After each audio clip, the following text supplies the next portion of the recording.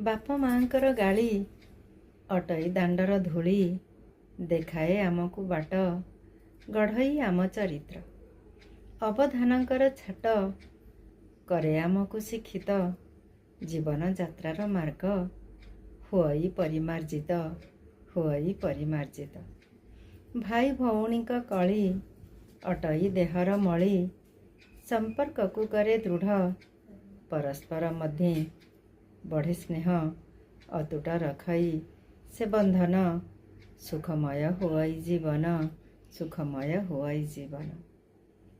ହଁ ଦର୍ଶକ ବନ୍ଧୁ, ପିଲାବେଳେ ବାପା ବୋଉ ଆମକୁ ଭୁଲ କଲେ ତାଗିଦ କରନ୍ତି, ଗାଳି ମଧ୍ୟ କରନ୍ତି। ଆମେ ତାଙ୍କ କଥାକୁ ନ ବୁଝି ରାଗ ରୋଷ ବହି କାନ୍ଦିଥାଉ। କିନ୍ତୁ ତାଙ୍କର ସେହି ଗାଳି ଆଜି ଆମ ଉପରେ କେତେ ଯେ ସୁପ୍ରଭାବ ପକାଇଛି ତାହା ବୁଝେଇ ହେବ ନାହିଁ। ସେହି ଗାଳି ଆଜି ଆମ ଚରିତ୍ରକୁ ପରିମାର୍ଜିତ କରିଛି।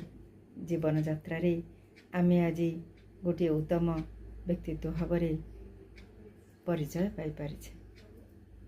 ଠିକ୍ ସେହିଭଳି ଅବଧାନଙ୍କର ଛାଟ ଆମକୁ ଉଚିତ ବାଟ ହିଁ ଦେଖାଇଛି। ତାଙ୍କର ସେହି ଶିକ୍ଷା ଲାଗି ଆଜି ଆମେ ଆମର କର୍ମମୟ ଜୀବନରେ ଆଗକୁ ଯାଇପାରିଛେ। ଭାଇ ଭଉଣୀଙ୍କ କଳି କଥା କହିଲେ ନ ସରେ। ଏହା ତ ନିତିଦିନିଆ। ପିଲାବେଳେ ଭାଇ ଭଉଣୀଙ୍କ ଭିତରେ କେତେ କଳି ମାଡ଼ପିଟ ହୁଏ, ପୁଣି ସାଙ୍ଗେ ସାଙ୍ଗେ ମିଳାମିଶା ହୋଇଯାଏ।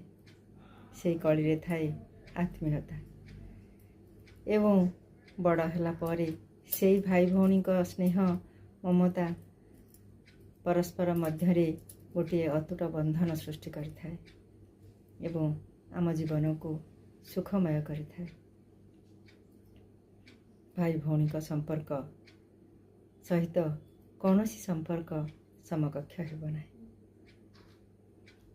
ତେଣୁ ଆମେ ଯେଉଁ କଳି, ଯେଉଁ ଛାଟ, ଅବଧାନଙ୍କର ଛାଟ ଏବଂ ବାପା ମାଙ୍କର ଗାଳିକୁ ସେତେବେଳେ ଭୁଲ ବୁଝୁଥିଲେ, ଆଜି ସେହି ଗାଳି, କଳି ଏବଂ ଛାଟ ପ୍ରାକାରାନ୍ତରେ ଆମ ଉପରେ ଅନେକ କିଛି ପ୍ରଭାବ ପକାଇଛି।